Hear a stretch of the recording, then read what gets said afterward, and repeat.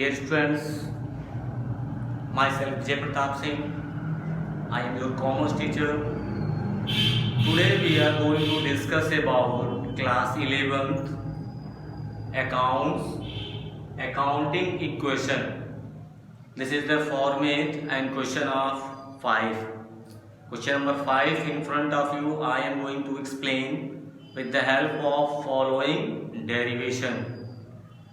Dear students, to solve question of accounting equation, this is the format. Students, किसी भी question को लगाने से पहले ये आपका फॉर्मेट होता है और मैंने फॉर्मूला आपको पढ़ाया ही था, assets equal to liabilities plus capital. Assets equal to liabilities plus capital, and here I have written cash, stock, debtor, furniture in assets. According to question we are going to prepare it. ये question के अनुसार पता चलता है कि assets में कौन कौन से ऑप्शन को लिखने हैं. तो पहले पूरे क्वेश्चन को पढ़ लेंगे, इसलिए मैंने पूरे क्वेश्चन को आपके सामने नोट डाउन कर दिया है. With the help of that we will discuss how we can able to solve the question. So in front of you this is the step. According to that we have to solve the question. So dear students, so please you have to see it and make a notes with the help of this information. So now we are going to read first topic is given business started with cash. You know well, when we had started business with cash, then total amount we have to write in the cash column. जब हमने business को cash से शुरू किया है तो पैसा हम कहाँ लिखेंगे? कैश में लिखेंगे. और कितना लिखेंगे? 1,75,000, 1,75,000 रुपए. ठीक है. अब हमने बिजनेस को कैश से स्टार्ट किया तो कोई ट्रांजैक्शन और हुआ नहीं है, तो बाकी जगहों पे हम जीरो लिखेंगे. Stock zero, debtor zero, furniture zero, creditor zero, plus but we have to come in the capital. हमने बिजनेस को 1,75,000 से शुरू किया है तो पूंजी हमने कितना लाया है? 1,75,000. Then capital will be also 1,75,000. This is the process to write the questions. Dear students, one more thing in between that here is the signing. यहाँ थोड़ा सा साइनिंग बोर्ड पे आ रहा है, वहाँ क्या लिखा जाएगा मैं बता दूंगा, थोड़ा ध्यान से देखिएगा. Because it's the lightning of window, we can't able to stop it. Okay, sun shining is coming here. So next one is a process. अब ये तो हो गया. अब इसका टॉपिक मैंने बताया था स्टेप्स, कि पहला स्टेप जब कंप्लीट होता है दूसरे स्टेप पे पहुंचने से पहले हम इक्वेशन को सॉल्व कर लेते हैं. मतलब इसको हम नोट डाउन कर लेंगे 1,75,000 को अगले में. ठीक है. Plus 0 0 0 equal to 0 plus 1,75,000. ये आपको हर क्वेश्चन में करना होगा. अब इसके बाद आप आएंगे सेकंड क्वेश्चन पे. सेकंड क्वेश्चन लिखा है परचेज गुड्स फ्रॉम रोहित 50,000. हमने 50,000 का सामान खरीदा. ठीक है. जो 50,000 का हमने सामान खरीदा वो किससे खरीदा? फ्रॉम रोहित. ठीक है. तो हम रोहित से जो सामान खरीदे हैं, कैश का भी कोई काम है नहीं, then cash column should be 0 and creditor will go 50,000. Here 0 and stock will increase. सामान हमारे पास आया है तो स्टॉक बढ़ेगा 50,000. Then debtors 0, here 0, but creditor will improve 50,000 and 175 will be already here. ये हो गया हमारा सेकेंड स्टेप. नेक्स्ट स्टेप पे हम जब जाएंगे तो आपको पता है कि न्यू इक्वेशन करेंगे. तो न्यू इक्वेशन करते समय तुरंत हो गया 1,75,000, 50,000, 0 0 50,000 और 1 लाख, इतना हो गया। अब हम न्यू इक्वेशन करने के बाद अगले स्टेप पे जाएंगे, third, sold goods on credit. Sold goods on credit to Manish costing 17,500 for 20,000। 17,500 के सामान को हमने 20,000 में बेचा है, तो आपको पता होना चाहिए स्टॉक से कितना सामान कटेगा, 17,500 का। तो cash 0, but stock will reduce minus 17,500। इस चीज को ध्यान दीजिएगा, क्योंकि यहां हमने स्टॉक 17,500 का खत्म किया है, तो 17,500 लिखेंगे, ठीक है, प्लस कितने का है, 20,000 on credit, it should be come in the debtor, ये ध्यान दीजिएगा, ठीक है। 0 इक्वल टू, ये सारी चीजों को आप ध्यान देंगे, ये सबसे इंपॉर्टेंट पार्ट है। ये 50,000 होगा, प्लस इन दोनों के बीच में डिफरेंस कितना है, 2,500 का। क्यों, 17,500 के सामान को 20,000 में बेचा है, इसका मतलब हमने 2,500 रुपये प्रॉफिट कमाया है, तो प्रॉफिट हमारे कैपिटल का हिस्सा होता है। Okay, with the help of that we have to improve these all things. Come on the topic, new equation, 1,75,000, ठीक है। अब इसमें से ये घटा लेंगे, तो 50,000 में से 17,500 घटाओगे तो 32,500 आएगा, प्लस 20,000 प्लस 0 50,000, प्लस इन दोनों को जोड़ लेंगे तो आएगा 1,77,500। 1,77,500। This is the process. With the help of that you have to solve the question. Next your topic is given in front of you. D, purchase furniture 10,000। अब 10,000 का फर्नीचर खरीदा है, तो 10,000 का फर्नीचर खरीदोगे तो माइनस होगा यहाँ से कैश से, बाकी 0 0 और फर्नीचर कॉलम में 10,000 हमारा बढ़ जाएगा, अदर्स आला 0। इस चीज को ध्यान दीजिएगा, ठीक है।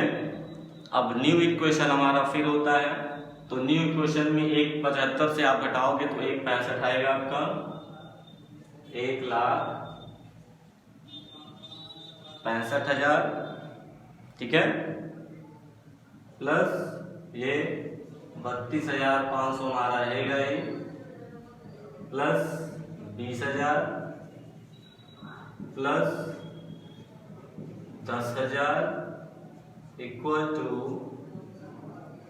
50,000 और 1,77,500।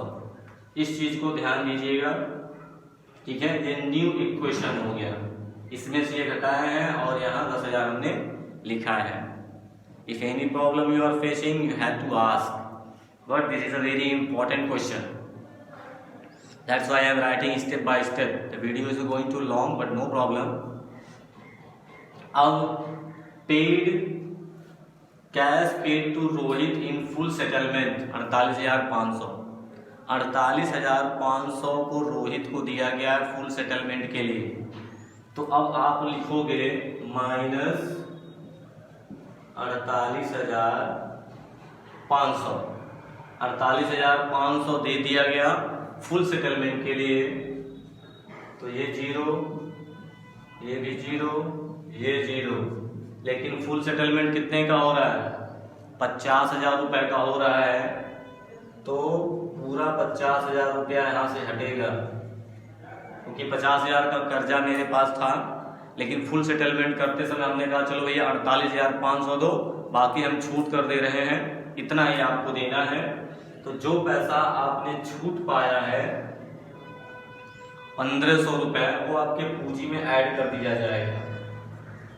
यही ध्यान दीजिएगा। फुल सेटलमेंट का मतलब हो गया आपने अपने जो 50,000 का क्रेडिटर था, आपने कहा भैया हम 48,500 ही दे दो, बाकी पैसे छूट हो जा रहे हैं हिसाब किताब साहब। तो जो 1500 का फायदा हो रहा है वो हमारे पूंजी में बढ़ जाएगा। ठीक, then we have to come on the new equation. इससे घटा दे इसको, 1,16,500 plus 32,500 plus 20,000 plus 10,000 equal to 50,000 से ये घट गया है तो ये 0 हो गया, और ये हो गया 1,69,000। ठीक है, ये आपका हो गया 1,79,000। This is the answer. Next we have to go new equation after that, cash receive from Manish. Manish से हमने 20,000 रुपया पाया, और आप ध्यान देंगे मनीष को हमने 20,000 का सामान यहाँ बेचा था। अब वो पैसा पाएंगे तो हम इसको सेटल कर देंगे कि 20,000 वाला हिसाब किताब साफ हो जाएगा। तो ये 20,000 जो आएगा प्लस 20,000 होगा प्लस 0, यहाँ क्या करोगे आप, -20 करोगे, क्योंकि इनका 20,000 रुपया बाकी था। अब 20,000 रुपया आज हमको ये दिए हैं तो इनका हिसाब किताब साफ। ठीक, 0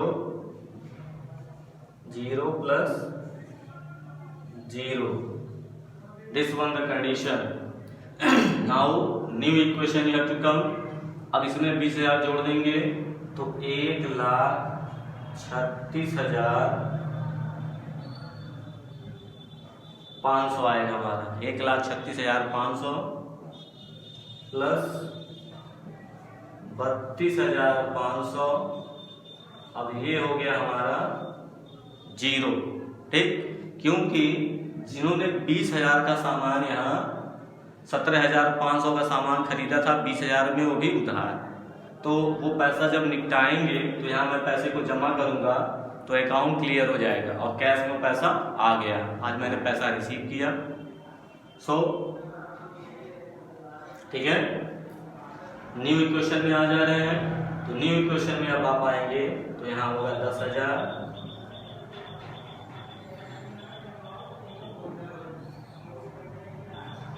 equal to 0 plus 1,793 time 0। Okay, this one is clear.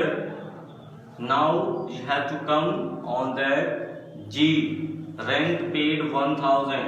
1,000 रुपये हमने रेंट दे दिया, तो रेंट आप दोगे तो -1,000 होगा, आपके कैश से वो पैसा घटेगा।